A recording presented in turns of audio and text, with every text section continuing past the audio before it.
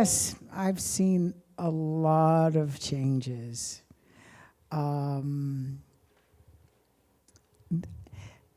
There's a lot of change, and there's a lot that has remained the same. The change that has come about. There's so many, and I'll call them young people, because compared to me, they're young.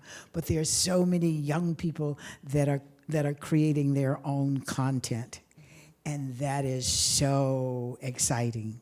That is really exciting. But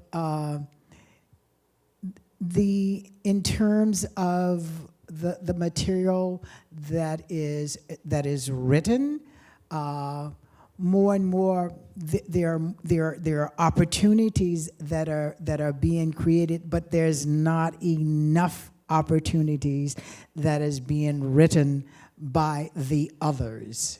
When I say the others, the material that is being written by the young people of color, that they're taking their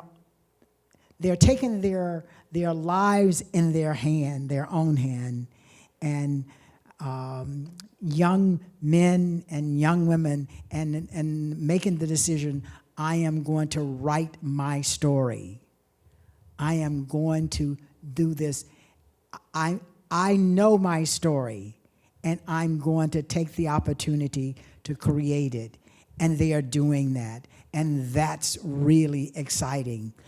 For a long time, we were waiting for other people to tell our stories, and they don't know our stories. Just like they don't know our hair, they don't know our stories. So now we are starting to tell our own stories, and that's really exciting. And more women are starting to tell their stories that they were afraid to tell, and now they are telling them, and that's exciting. Stories that they were ashamed to tell, but stories that need to be told, that's so exciting. And not embarrassed to tell them. They can't be hidden anymore. That's exciting. And I'm so proud to be able to say that I'm witnessing that, to be around to see these women stand up and say, yes, I can. I can do it. And no one can stop me. It's an exciting moment. I'm sorry. Very, very passionate. And what Lavelle said, I think because we're beginning to tell our stories more, to me, I see that, and it is exciting. And I think because of that, the shift that's happening, we're, being included more in this in the industry, just like we're starting to see ourselves in the different hues and the darker hues. It's like we're, included, because again, the more we tell our stories, the more that we greenlight our own projects, then we're going to be, hopefully, included, in the process. And hopefully, as we're saying, this is the time that our voices are now being heard, and they're asking for our voices to be heard. Because the same thing with, I guess it goes back, when Cleo, she kind of, clicked a story that kind of happened to me in the same way. I was, was a regular on a TV show, and I was the only black person in the cast. And when it came time for the publicity or for the junkets, I would see them put the note under everybody's note under the door except mine. And it's like, wow. And I mean, I thought I was part of this cast because there's only about 5 of us, you know, but they would never, I never, ever, ever, you know, went on the radio to promote the show, on TV to promote, you know, they never included me in You have that. a publicist? A publicist? Well, at that point, it wasn't, you know, it was the show that was publicizing it. It wasn't, you know, the publicist, it was the show because it was a new show and they were trying to get the show off the road. And so it was not a matter of, you know, having a publicist because the show itself was doing it. Yeah. And so I was never included in that process. And That happens a lot. it happens. And sometimes you'll get the day off. Right. When everybody else is getting ready to go do it, you'll have the day off. And at first you're like, hey, I'm off on Tuesday. Hey, I'm off on. And then you realize, oh, they're doing PR. Right. Oh.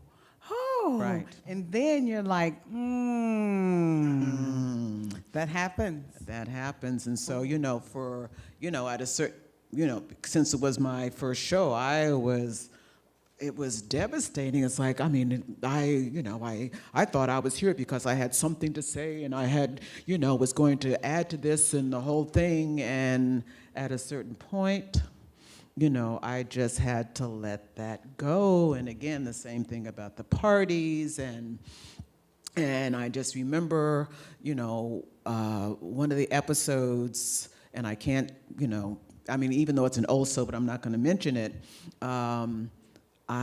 there was a line that the writers have written, and it was like, you know, my line was, I don't know about heaven, but I'm in hell, right?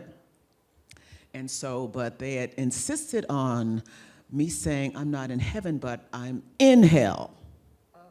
And I'm like, wait a second, I mean, that sounds like the borscht. I mean, that doesn't sound like something that I would say. And so, but anyway, taping day, you know, studio audience, and I said the line, you know, I don't know about heaven, but I'm in hell. And of course, the audience like roared. And, you know, all of a sudden I get this barrage of writers in my face going, it's in hell, in hell. And so I'm like, okay, I'll try that line. I mean, it's not coming from an honest place, but I'll try it. So it was like, I'm not in heaven, but I'm in hell. Crickets in the audience. Try it again. I'm just like, I tried it again. And you know, I don't know which one they went with, but all I know is the next week, people were not talking to me. Especially the star. He didn't talk to me for a whole week. The next week of our taping, he did not say a word to me because I guess I did not say, you know, the line the way that they wanted me to say it. But when I said it, it got the biggest laugh of the evening. But So I do think. I'm sorry, I'll get to you.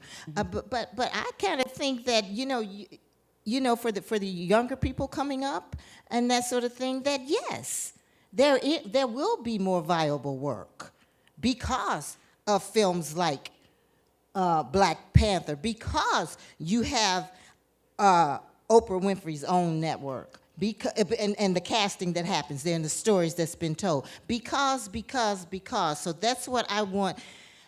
I see it being progressive. I see the inclusion being what we want and need it to be. I